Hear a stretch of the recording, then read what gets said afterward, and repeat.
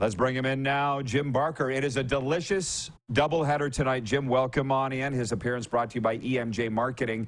Let's start with BC at Hamilton, if you don't mind. Bo Levi's first home start, believe it or not. What's your take on this game? Well, but I thought he looked great last week. This will be a very interesting game for him because I think the BC defensive line will present different problems to Hamilton. But what a huge game for Hamilton. If they can win this one, they put all the pressure on Montreal tomorrow to have to win. For BC, I think this is a tough game for them emotionally coming off of that. I mean, that was just a phenomenal game against Winnipeg, and they came up short, and now they have to travel across the country, and they play against a team that hasn't lost to anybody but Toronto since August. I mean, they're playing as well as anybody in the league. I think they've got their offensive line situation under control since Jordan Murray's come back. Darrell Walker's going to draw in the lineup tonight, which gives him a kind of a true number one receiver. Now, whether he can return to what he was and that kind of thing, he's become an injury guy, which is, not a good thing, but they need him for a few games. And if he can give them a legitimate number one to go along with Tim White, and, then you sprinkle in Godwin and Bayless, and, they're getting better. And on defense, their secondary, which was young at the beginning of the year, those guys are starting to play better. And so I see this as a game that's going to be very difficult for BC. Mizell's not going to play. Now, they didn't even use him last week, which I thought hurt him against Winnipeg. But the speed of the BC defense is going to be interesting to watch how Hamilton handles that and whether they just run right at it, which is what I think they should do, is to use their big offensive line because they have a big physical offensive line now with Murray playing left tackle. So it's going to be an interesting game. But boy, what a great game that sets up for the next day with the Montreal Edmonton game. Absolutely, and just well, sure. BC favored by 3.5 tonight going in, and I don't really know why. Ticats have won 3 in a row, 4 of their last 5, and that road win you just mentioned at Sask last week was their biggest blowout road win in their last 30 road games. So Hamilton's rolling, but I think we all would love to know your thoughts on the Dickinson Bowl tonight. Calgary, Sask. This is a playoff game. This is a playoff game. You know what? All week I've been worried about having to talk about this game because, I love Saskatchewan. I really do. Last week I thought was their great opportunity against Hamilton with all the things they had going. We talked about it on the show. All the motivational factors. And I mean, I watched that George Reed thing, during our pregame that they had on in Saskatchewan, and it made me want to go out and play. And then to have them come out and play the way they did, I really don't know what to make of this team. I would never pick them to win a game after watching that. And Craig Dickinson said the worst effort since he's been there. How you do that with so much on the line. Now, Calgary win. I still think it's tough for Calgary. They play BC next week, who, if they don't win against Hamilton, they're coming off of a loss. They want to put the pressure on Winnipeg to force them to win.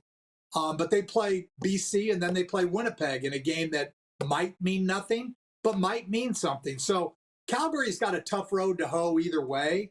But again, it's one of those things that it's just hard for me to watch a Saskatchewan team be such a letdown that they were this last week, and then to pick them to come back and go into Calgary, which is a tough place to play. Now, they've always played well there. Saskatchewan has always gone in and played well in Calgary. But again, Begelton's out for the Riders. I mean, for the Stamps. But I just have this feeling they're going to play well and they're going to put their best out on the table. And I just don't know that I can say that about Saskatchewan. David in Winnipeg writes in, and I appreciate those that have written in ahead of time with questions for you. He says, with how the Riders played last week, is it apparent that a majority of the team has quit on the coach and are playing for themselves and not the teammates? Example, Nick Marshall's comments. What would you say to that? I'm never going to say somebody quits. I thought they played as poorly as they could play.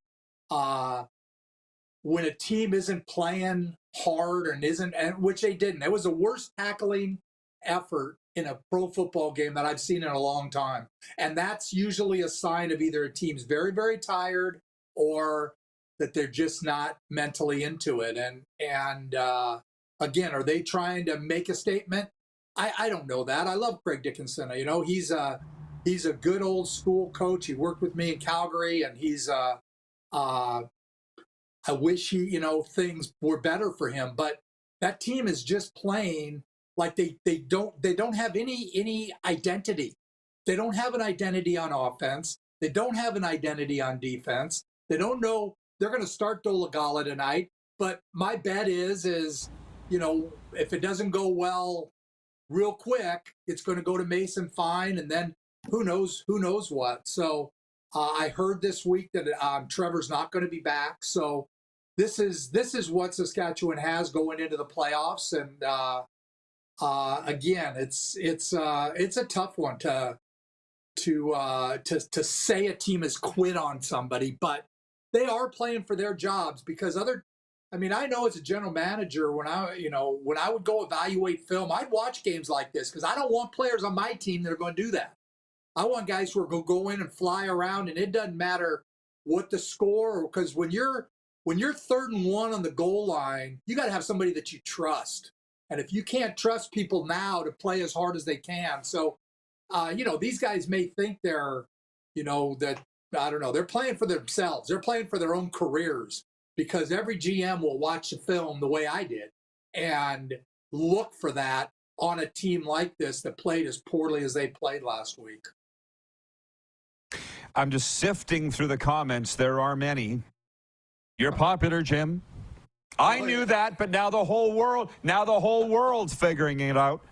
BW in Edmonton says, Jim, what does Canadian college football need to do to get more players starting on CFL rosters?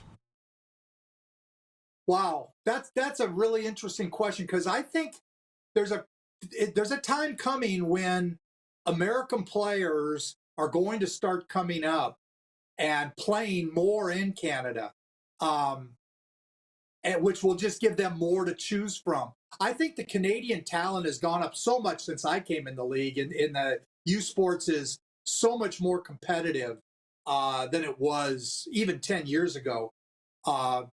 Again, the jump from playing U Sports to playing in the CFL is substantial. The advantage they have over the Americans is they understand the rules. Fullbacks, for example, understand the movements. That gives fullbacks a big advantage. Offensive linemen understand the yard off. So again, it helps offensive linemen. But I think that the U Sports coaching is much better. They've got bigger staffs. Teams are putting money into quality programs. Now, it was sad to watch what happened to Simon Fraser this year, and hopefully that's an anomaly and not going to happen across the board. But I just look at the OUA, and I look at what the University of Saskatchewan and UBC is. Every year they're putting up a good team, and Calgary's been down, but now University of Alberta's up. So, it's a great time for college football, and it's getting better. I think the mess that is the U.S. right now, which the NIL has completely turned that into a free agency situation. So people are leaving right and left, and they're trying to find places they can play. And I know for a fact there's been a couple players who have said, you know what, I'm going to go play in Canada. And right now, the rule is you have to play 4 years in U Sports, and you can be classified as a Canadian player. If they were to change that to 2 years, you'd see an influx of players who make a decision to come up and play here. Again, it's a different brand of football, but it's still quality. So, again, I think is such a huge part of the CFL. I've been involved with grassroots football since I got up here, because I started as a Pop Warner coach, 10 years old and 11-year-olds. And I coached high school football in the U.S. and small college and major college. But it's watching it grow in Canada, and we've gone through some tough times, but I feel a resurgence happening. I feel people, younger players and younger kids being involved in football and saying, this is something that I can do. It's what I love about the ratio is every team has somebody from somebody's hometown. And it doesn't matter where it is in Northern Ontario or in Saskatchewan and Lloydminster and wherever, there's people from there that are playing in the CFL, that are on teams in the CFL. And they say, I can do that. And again, the salaries are continuing to go up in the CFL. They're making it a way to make a legitimate living. And again, that's why I hope we don't see the ratio change, because I think it's crucial for the growth of football in Canada, which again, I think spirals to the CFL. The growth of football in Canada means a stronger CFL. And so that's what I'm hoping happens. I think it's something you're going to see much more of. I know the NFL has started the NFL Academy in England, and I would be willing to bet that there's going to be some youth sports teams that go over and recruit from there and bring guys over to play in Canada from that academy. I think they've got 13 or 14 right now. The guy running it, Lamont Winston, played for me at San Francisco State back in the 80s, and he said that they've got 13, 14 guys for sure going to U.S. colleges on scholarships. And he was actually talking about, that a great spot for Canadian schools to look for players if they need to get players. If players from Europe, all over Europe, go to this NFL Academy that's in London. So, yeah, I just think there's nothing on the horizon but great things for youth sports. And I think they're getting more and more publicity. And if you get a chance to go out to a game, they're exciting. The fan bases, every game I seem to go to is big crowds, and they're excited about it. So youth sports, strong youth sports means stronger CFL, and I'm all for it. Oh, yeah, there's no doubt. Hey, a quick one. We only got a minute or two here, but I see the Argos are resting A.J. Ouellette for the game tomorrow against Ottawa. For Argos opponents the rest of the way, because Sask has them in the last week of the regular season, what are we going to see out of the Argos in terms of effort and roster, do you think?